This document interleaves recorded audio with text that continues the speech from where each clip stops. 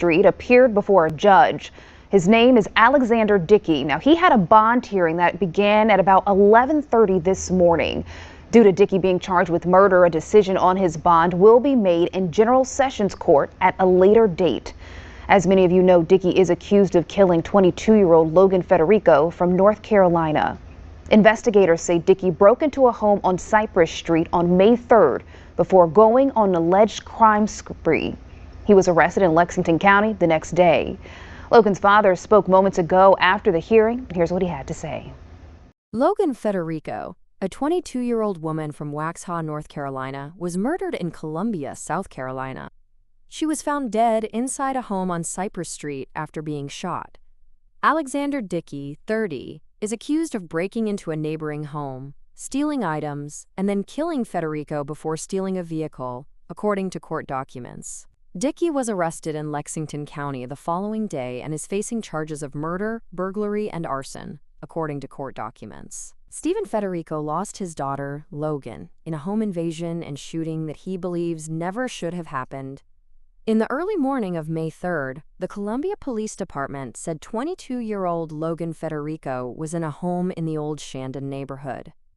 Her father says she was in town from North Carolina visiting friends. At the same time, investigators say 30-year-old Alexander Dickey was on a crime spree. They say he started his night by stealing a car and then went into a home on Cypress Street where he stole car keys, a wallet, and a gun. Then police said he entered the unlocked home next door where Federico was. He then shot and killed her before running off, investigators said.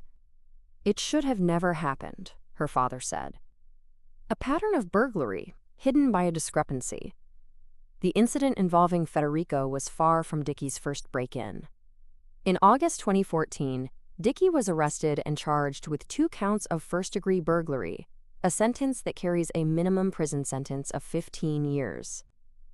The maximum sentence allowed is life in prison. In October, while he was still in custody at the Lexington County Detention Center records showed Dickey was served warrants for a 3rd first-degree burglary charge from the Lexington police. A month later, Dickey pleaded guilty to 2nd-degree nonviolent burglary instead of 1st-degree burglary. He was sentenced to 10 years suspended during probation. 4 months later, in March 2015, Dickey was back in court for the other 2 burglary charges. Court records show 1 charge was dropped. For the other charge, Dickey pleaded guilty to a first offense of 3rd-degree burglary, even though he'd pleaded guilty to burglary just months before. In 2023, Dickey was in court again and pleaded guilty to another burglary. He was originally facing a charge of violent 2nd-degree burglary. Instead, Dickey pleaded guilty to a first offense, 3rd-degree burglary, for a second time. 11th Circuit Solicitor Rick Hubbard said when his office prosecuted Dickey in 2023, they did not know about his previous burglary arrests and convictions. Like all prosecutors, our assistant solicitor who handled the 2024 burglary 3rd charge relied on Dickey's rap sheet. For some reason unknown to us, Dickey's rap sheet does not include any prior burglary convictions. Other agencies are responsible for the data on rap sheets. Therefore, our assistant solicitor proceeded on the burglary 3rd as a first offense. There was no sentencing negotiations on this charge. Dickey was facing a potential sentence of up to 5 years. Sentencing was in the judge's discretion. Rick Hubbard, 11th Circuit Solicitor. Had they known, Hubbard said his office would not have prosecuted Dickey's case as a first offense, and Dickey would have likely received a longer sentence.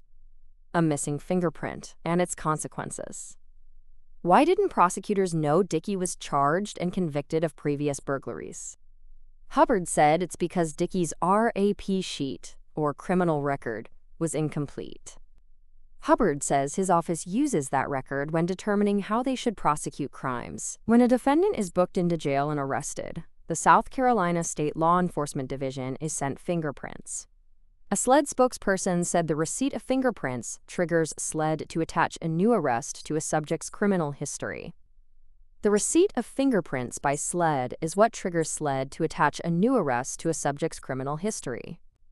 SLED did not receive fingerprints for the 2014 burglary first-degree arrest.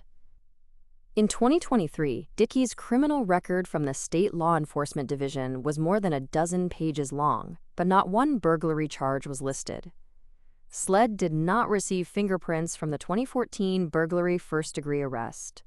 Renee Wunderlich, SLED's Director of Public Information, said in an email, "The receipt of fingerprints by SLED is what triggers SLED to attach a new arrest to a subject's criminal history. SLED did not receive fingerprints for the 2014 burglary first-degree arrest." Renee Wunderlich, South Carolina State Law Enforcement Division. The Lexington County Sheriff's Department reviewed what happened after WIS Investigates contacted them. The department's public information officer, Captain Adam Myrick, said prints from Dickey's August 2014 booking were taken and submitted to SLED. Despite that, only one of his 7 charges from that day is listed in Dickey's criminal record. WIS Investigates has contacted SLED for a comment on this discrepancy. "We do not know if he was printed in October 2014 or not. We simply do not know," Myrick said. Days after WIS Investigates made agencies aware of the discrepancy, Myrick said new prints were hand-delivered to SLED.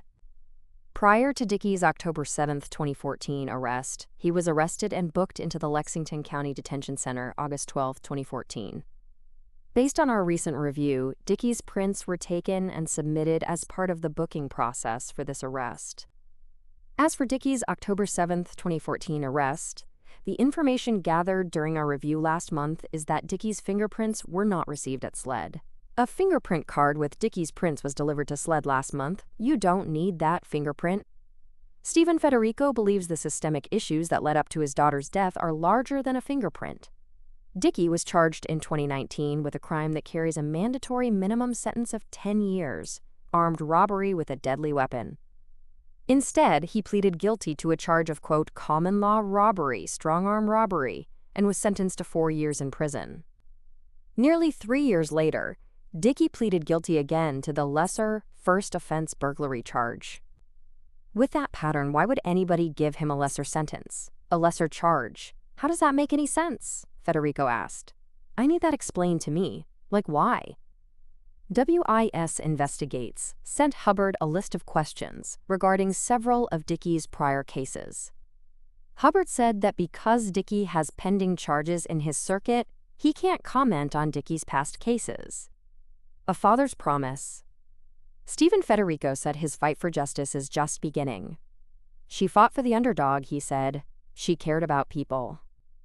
He now says Logan is the underdog, and it's his job to fight for her. Something is going to change from this. It has to, said Stephen Federico.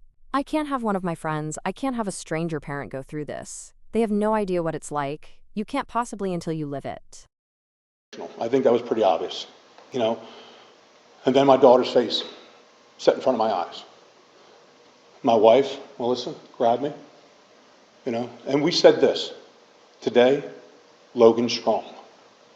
That's what we're going with. Logan Federico's father describing what it's like to be face-to-face with the man police say killed his 22-year-old daughter earlier this month. And that's why I'm here. I'm Logan's voice today, And to be honest with you, I'm Logan Federico right now.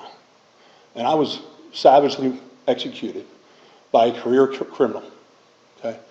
And there are people in this community that have helped bring that person to justice so far. It isn't done yet, but it has begun today. Emotions were high in the courtroom Tuesday morning as family, friends, and even law enforcement teary-eyed and determined to make sure justice is served. 30-year-old Alexander Dickey appearing before a Columbia municipal judge to face 12 charges, including murder. Bond was not set due to the nature of his crimes. Dickey saying, all right, I guess I will go back to jail after that decision. Authorities say Dickey broke into 2 homes on Cypress Street in Columbia this month, stole credit cards, a wallet, shot Logan, stole a car, and then went on a spending spree in Lexington County with the stolen cards. He's already proven who he is, right? He's got a great resume to tell you that that's exactly what he was going to do today. And that's exactly what he did. He acted exactly like I thought he would. High-profile attorney Dick Harpootlian providing legal advice to the Federico family and says Dickey deserves nothing less than the harshest penalty. I think this case qualifies statutorily for the death penalty. I think that the background of this young man, he's not really a young man, 30 years old, would indicate he should qualify for the death penalty. We're going to meet with the solicitor right now to ask that he seek the death penalty. This really is about her, and they're making it about her. We're not making it about us. She needs justice. She needs swift justice.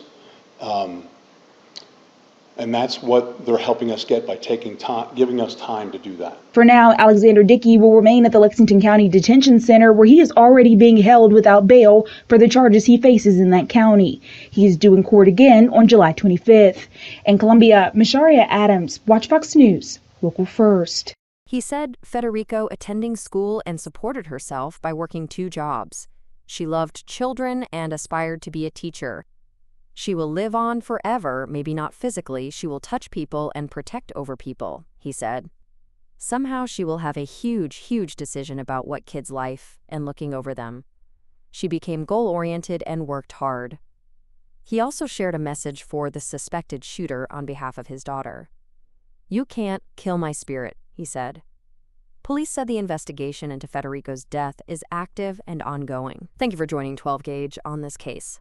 Logan Federico, another senseless victim to violence. I will be keeping up with this case and continue to give the family a voice and platform if they want it. Logan's story will continue on. Till next time, thank you for tuning into 12 Gauge Investigative. Stay safe and watch your 6.